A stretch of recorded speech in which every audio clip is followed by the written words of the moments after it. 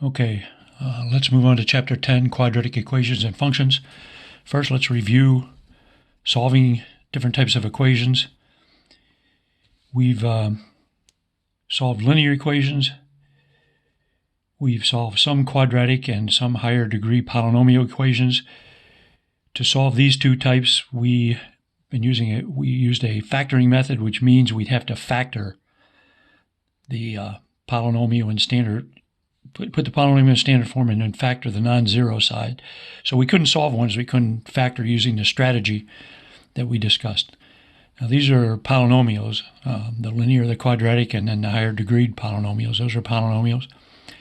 We also have solved rational equations, absolute value equations, and radical equations. And when we solve these, the method we use is to come up with equations to solve that are polynomials through the method we use. For example, here's some different types of equations. Here's a linear equation, an example. When you solve a linear equation, you simplify each side. That means you remove all the grouping symbols and combine like terms. And then use properties of equalities to isolate the variable by itself on one side. So you can see the steps here. I remove the grouping symbol, the parentheses, using the distributive property. Then I combine like terms on both sides of the equation. This side had 3x minus x, so I combine those. Those are like terms. Then we get this step, 2x plus 2 equals 5 minus x. Then we're going to use properties of equality now to isolate the variable on one side. So using the addition property of equality, I added negative 2 to both sides, and I added x to both sides to get 3x equals 3, and then I used a multiplication property of equality and multiplied both sides by 1/3 to get x equals 1, and then you can check the answer. You can write it like this, or you can write it in set notation. But that's an example. And the method that we just talked about there, we come up with a series of steps. Each step is an equation that is simpler than the previous one, and each step has the same solution as the one before it, till we finally get to this obvious equation where we can just tell the answer, x equals 1. Here's a quadratic equation, an example. We got to put it in standard form to solve it. So we subtract 8 from both sides, and now it's in standard form. Everything is on one side, 0 on the other side. We've got it in a nice order where the highest power of the variable comes first, and then in descending order from there. To solve something like this, we've been using the factoring property because it's kind of all we know at this point. So we're using the zero product property to help us solve that. The zero product property says if you have a product, a times b equals 0, that's true. A times b equals 0 if and only if a equals 0, b equals 0, or both of them are 0. Excuse me. And the converse of that is also true. If you know that a equals 0 or b equals 0 or both, then the product is 0. So it goes both ways. It's an if and only if statement. So to solve this quadratic, again, we put it in standard form. We try to factor the left side. We follow that strategy that we discussed in the first few days of class. I factored out a GCF, and then there's a general quadratic here with a leading coefficient 2. To factor this part, we use either the trial and error method or that grouping method we discussed, but I'm assuming you can do that. And here's the left side completely factored, and it's equal to 0. So the zero product property says when you have a product and it equals 0, one or more of the factors must be 0. So the only way this could be true is if 2 equals 0, which is impossible, or 2x minus 1 has to be 0. When we solve that, we get 1/2. Or if x plus 4 equals 0. We solve that, we get x equals negative 4. So the answer is x equals 1/2 or x equals negative 4. And another way of writing it is just to put a set of braces and list the solution set in here, 1/2 comma negative 4. Here's an example of a third degree polynomial, a simple one, but it's a third degree polynomial, x cubed equals x. And by the way, we want to solve all these. That's what we're doing. Sometimes students divide both sides by x. that if you divide this side by x, you get x squared. If I divide this side by x, you get 1. If you solve that, you only get x equals plus or minus 1. You lost an answer. When you divide by an expression with a variable, and you got to make sure it's not 0, or the division's not allowed. So you can't just divide through by a variable. But you got to be careful. So instead of that, let's subtract x from both sides. Now it's in standard form. Let's factor the left side. We factor out an x times x squared minus 1, which easily factors further. So you get x times x plus 1 times x minus 1 equals 0. Using the 0 product property again, the only way this can be true is if one of the factors is 0. So you set each factor equal to 0. Solve each one. We get x equals 0, negative 1, or 1. Those are the answers, and I wrote it in a set of, wrote the solution set in a set of braces here too. Here's a rational equation to solve. Notice it has fractions in it. Rational equation has fractions. Usually, or the ones that we've mainly dealt with were ones that have variables in the denominator. We want to solve this. We want to end up with like x equals. We don't want the x in the denominator, so we're going to clear the equation of fractions. We're going to get rid of all the denominators by finding the LCD, which is 3x times 3x minus 1. Also, you got to be careful. When you solve rational equations, you can get extraneous solutions. You got to exclude any values that make a denominator 0. So if x is 0, this denominator would be 0. If x is 1/3, this one would be. So we can't get the answers x equals 0 or x equals 1/3. If we get one of those answers, we reject it. It would be an extraneous solution. But I'm not going to go through the process of doing all this. We've done it before. You multiply through by the LCD, do a little bit of work, and you change it into a linear equation. Now you solve the linear equation. And, subtract 8x from both sides, and you get x equals negative 4. And then here you would want to check your answer. At least make sure that negative 4 is not one of those values that make the denominator 0. You should check all your answers if you have time. Here's an example of an absolute value equation. If you recall, I gave you a handout on that. You're to isolate the absolute value on one side of the equation, which is the way I wrote this one, and then use your understanding or definition of absolute value to rewrite this without absolute value. Rewrite the problem. So the solution to this absolute value equation right here is the same as 5 minus 2x equals negative 5 or 5 minus 2x equals 5. Because the only thing you can take the absolute value of and get 5 is negative 5 or 5. So that 5 minus 2x must be equal to one of those. So the solution to these two linear equations, the union of those two, is the same as the solution to the problem with the absolute value. But we rewrite it so we can solve it. We want to write it without the absolute value equations, the absolute value symbol. And then you solve each one of those and you get x equals 5 or x equals 0. And there's the answer written a couple different ways. And you can check them. Here's a radical equation. It has a radical in it. Could be a square root, cube root, whatever. To get rid of a radical, you get raised to the power of the index, maybe even more than once. If you have, to attempt to solve it. We did simple ones that could be solved that way. Here's one with a square root. So it has one radical. If it does, you isolate it on one side. And then I raise both sides to the second power. I actually didn't do it, but if you did that, you squared both sides to get rid of the radical, and then simplified the quadratic equation you get and put it in standard form, you'd get this. Then you factor the right side, which you should know how to do using the 0, and then use the 0 product property, and you'll get the answers x equals negative 1 or x equals 4 to that quadratic equation. A radical equation with an even root in it, that has an index of 2 or 4 or 6, is one you have to check, because when you raise to even powers, you lose the fact that something's negative. If you square negative 5, you get positive 25. So you have to check your answers. You may get an extraneous solution. If you check both of these answers, negative 1 is an extraneous solution. Reject it, throw it away. You keep the 4, so the answer is 4, or x equals 4 written this way, or you could write it in a set of braces. Okay, there's a quick review on the types of equations we've solved. let's go over in more detail what a quadratic equation is. A quadratic equation is a polynomial equation that can be written in the form ax squared plus bx plus c equals 0.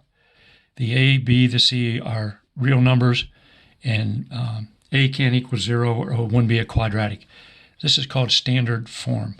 By the way, probably should tell you this. It says it's a quadratic equation that can be written in. Equation is a polynomial equation. So what's a polynomial equation? Well, a polynomial equation, I'm not going to write out a whole definition, is an equation that can be put in this kind of form.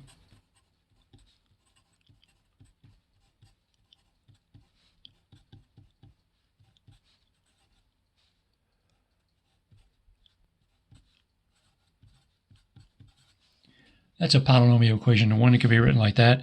All these a's, a sub n minus 1, etc., all the way down to a sub 1, a sub 0, those are all just real numbers. The n minus 1, the 1 here, all the exponents on the x's are positive integers. So this is, all polynomials can be written in this form.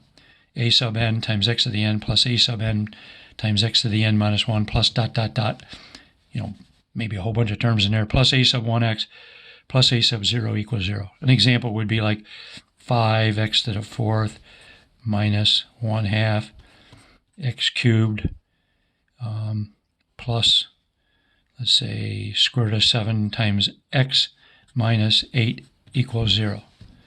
Here, that 5, that's a sub 4. See, the subscript used on the a when they write it in this general form is the same as the exponent. So a sub 4 is that constant there, 5, the coefficient of x to the 4th. The negative 1/2 is a sub 3. Notice there's no x squared term. So there's plus a 0 x squared in there, sort of. So the coefficient of the x squared term we could think of as 0. So a sub 2 is 0. You don't want to write that term, but and then here's x to the first power, so a sub 1 is the square root of 7, and then negative 8 is a sub 0, the constant on the end. But that's what a polynomial looks like in general.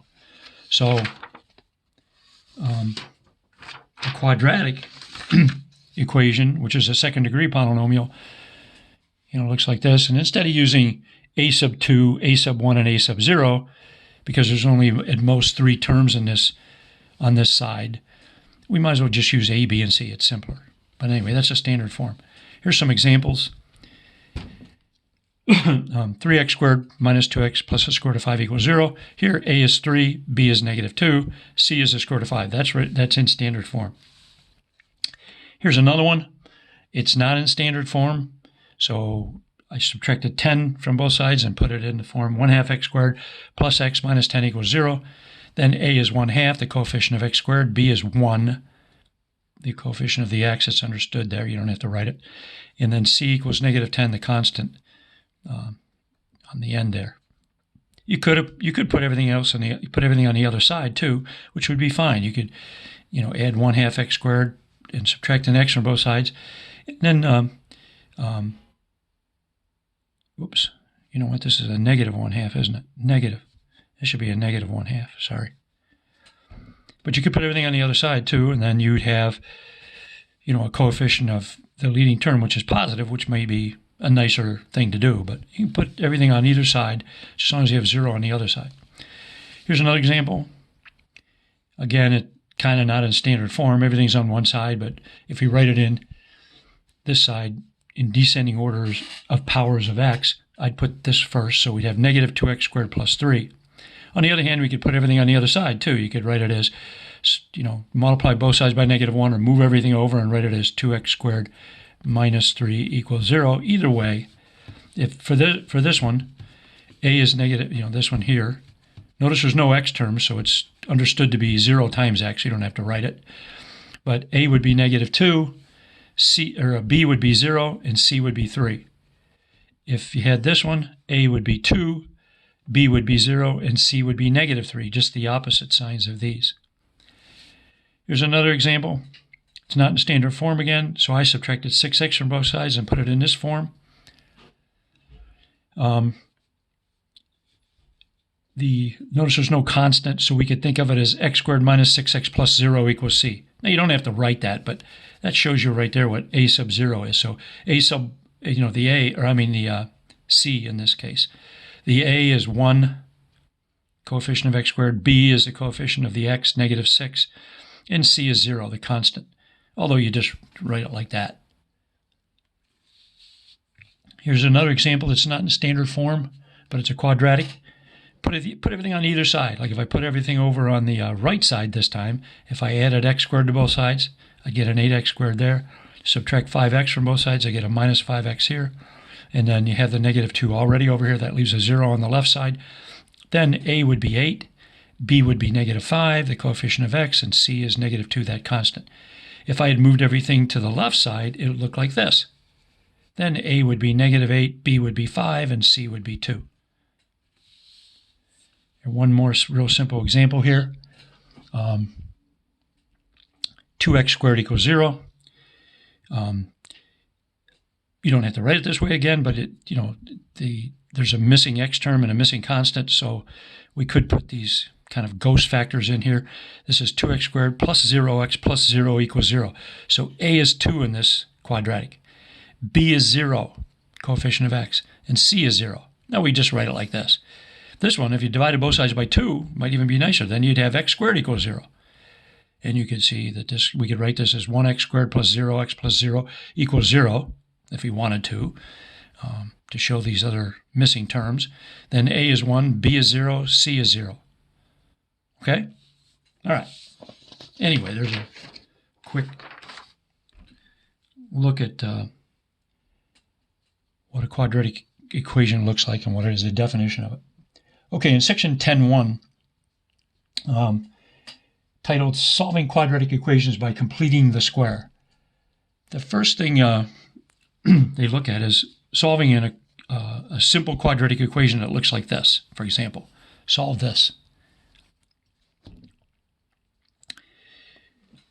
Now, you can solve it using the factoring method. We could subtract 25 from both sides, get this, x squared minus 25 equals 0. Factor the left side, which should be easy. X plus 5 times x minus 5 are the factors, equals 0. Set each factor equal to 0 and get x equals negative 5 or x equals 5. That's perfectly fine, perfectly fine. We can also solve it a different way using this square root property. The square root property says if x squared equals a, if you have x squared, or something squared, it can even be more complicated, than just x, but something squared equals a, then that something, the x in this case, equals plus or minus the square root of a.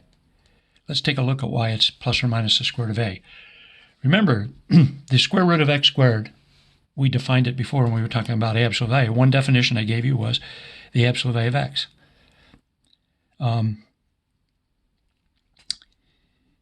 When we took square root, we were looking at radicals and we took the square root of x squared, we wrote it like this. The square root of x squared equals the absolute value of x. I told you didn't have to worry about the absolute values because we were going to just assume that x was 0 or positive and wasn't negative.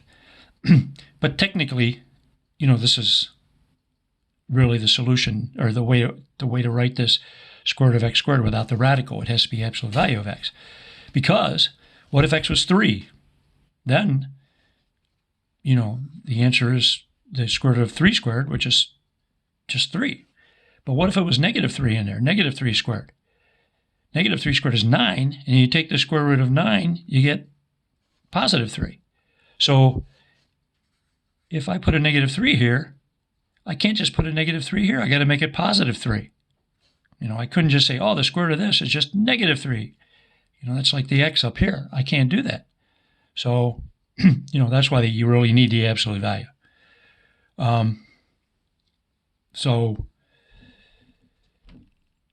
Anyway, I don't know why I wrote this, but if I had the square root of x squared then, was 3, then that x could be 3 or negative 3, right? When you take the square root of this side, you got to put a plus or minus there. Here's why, see? So the square root of x squared is absolute value of x. But the absolute value of x, we defined that also when we were talking about absolute value. Absolute value of x is equals to x if x is greater than or equal to 0, or negative x if x is less than 0. So this is equal to either positive or negative x, depending on the value of x. So the absolute value of x squared is actually plus or minus x. Could be either one of those. And that showed you here also why that's true. Okay, so if I was solving this one, using this square root property now, you should understand why we need that plus or minus there. So to undo the square root, we can just take the square root of both sides. So the square root of this side, let's just write it as x. But on one side or the other, we got to put a plus or minus. So on this side, we're going to write plus or minus the square root of 25, and we explain why over here when we did all this stuff over here, all this stuff. So that's plus or minus 5, okay? Anyway, okay, here's another example. Let's say we're supposed to solve this one. Let's just use the square root property. So x equals plus or minus the square root of 12. Since 12 can be written as 4 times 3, we'll simplify the square root of 12 now. That's square root of 4 times square root of 3, so we get plus or minus 2 times the square root of 3. We could have used it, we could use factoring for this. You could subtract 12 from both sides. And if you think of that 12 as the square root of 12 squared, then, whoops, I don't need that parentheses there, I guess. If you think of it like that, that looks like a squared minus b squared, which factors as a plus b, quantity of that times the quantity a minus b, equals 0. So this would factor x plus the square root of 12 and x minus the square root of 12, where the factors equal 0. Set each one equal to 0 and solve, and you get the same answer. Plus or minus the square root of 12, which reduces to that. Here's another example. Suppose we have this one. And notice we use this square root property when we just have the x's in one place. The x's in one term. And you might have something more complicated here, squared, but you don't have x's in other places. We want to isolate the squared term on one side and there's a number on the other side. That's how it should turn out. So if we were solving this one, if we were going to use the square root property, subtract 9 from both sides. So x equals plus or minus the square root of negative 9. That's not a real number, but now we've learned about complex numbers. We said we can take the negative out of there and write this as square root of 9 times I, or plus or minus the square root of plus or minus 3i. Remember, we said I is like the square root of negative 1. So when you do the square root of negative 9, you could think of it like this. I don't know if that's the best way, but you can think of that negative 9 as negative 1 times 9, and then that's a square root of negative 1 times the square root of 9. Square root of negative 1 is I, so we get I times the square root of 3. I told you to just take the negative out of there and write it like this, because this property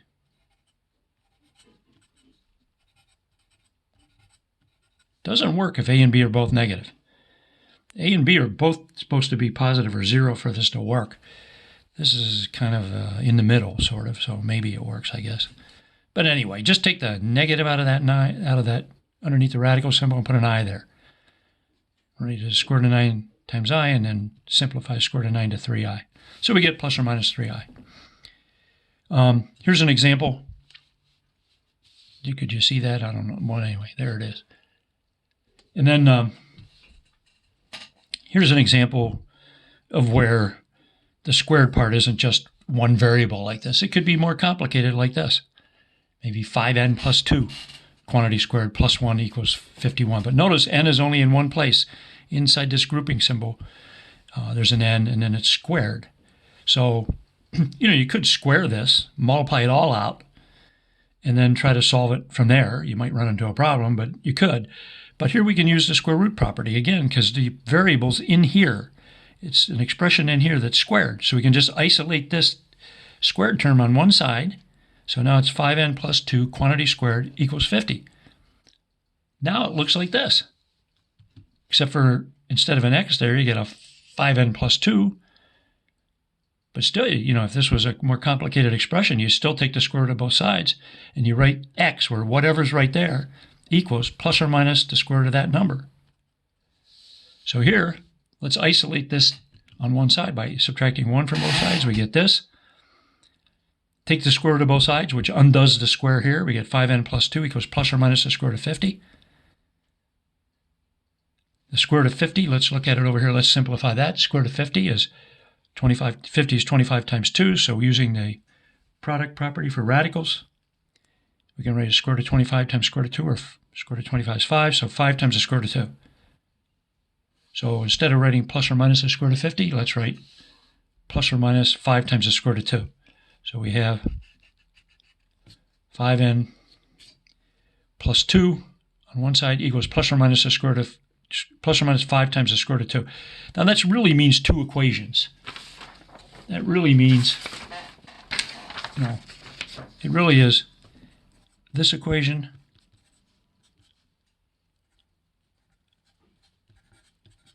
with the plus sign means that, and it also means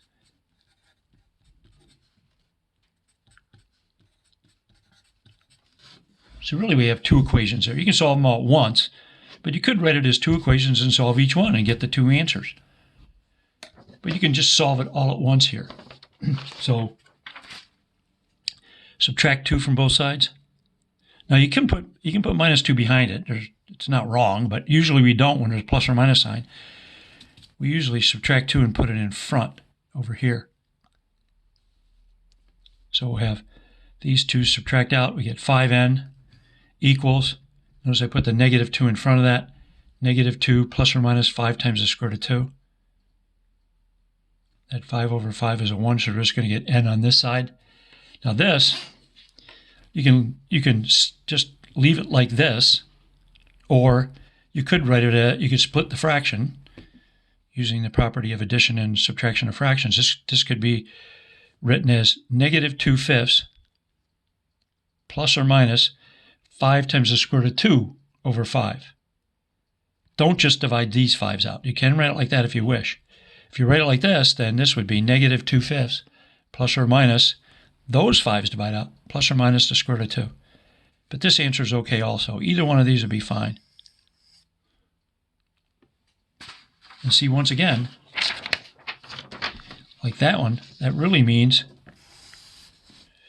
this right here means n equals, there's two answers. Negative 2 plus 5 times the square root of 5 over 5. That's one of them with the plus sign. And the other one is negative 2 minus 5 times the square root of 5 over 5. And sometimes you write it like that with a braces. But those are the two answers written like this, or that is fine. Or this is, you could say, you could write this one with two answers also, because there are two answers here, but you could write it like this. So the n equals this one, which is negative 2/5 plus square root of 2 is one of them, and the other is negative 2/5 minus the square root of 2. So you could write the answer like this, like this, like this, or like that. All of them are fine. But anyway, okay. All right. So that's a square root property. That's the beginning of section 10.1. There's a bunch of examples there, but take a look at them. I did, probably enough there that you get the idea. Notice you can get imaginary answers. Okay, let's move on now. Suppose we were supposed to solve, and I'm stealing this one out of the book.